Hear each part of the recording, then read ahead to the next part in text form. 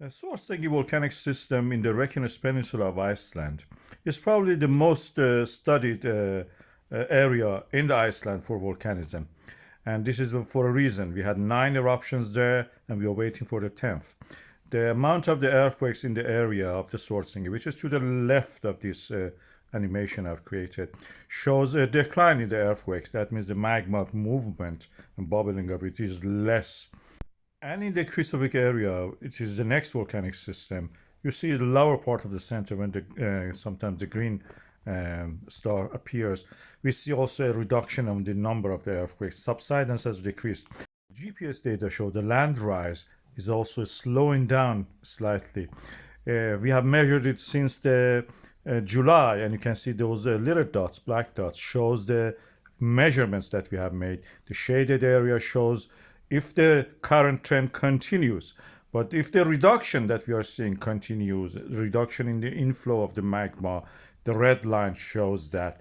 And both of these also are possible in a way, but I have analysis of what may happen next.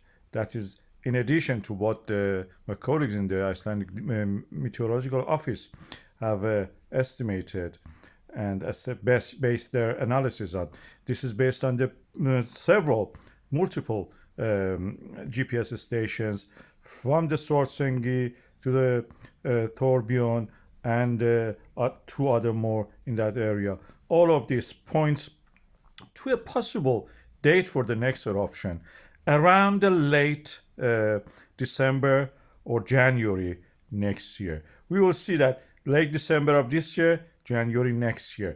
This is the analysis that I have. Based on the level that we reach the eruption, level of the magma accumulation, these are the GPS data, you see that. For the several stations, if we have to reach that level and pass it for the eruption to happen, the extended line shows the approximate date. And this is my analysis based on that. We see the interferometrograms also, which is the same as the GPS data in a way measured by the satellite.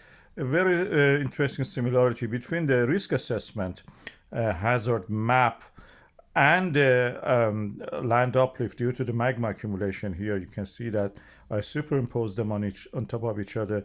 Risk assessment based on this has not changed. It stays the same. We have a higher risk in the fissure area for the eruption. There is a big uncertainty about the next eruption.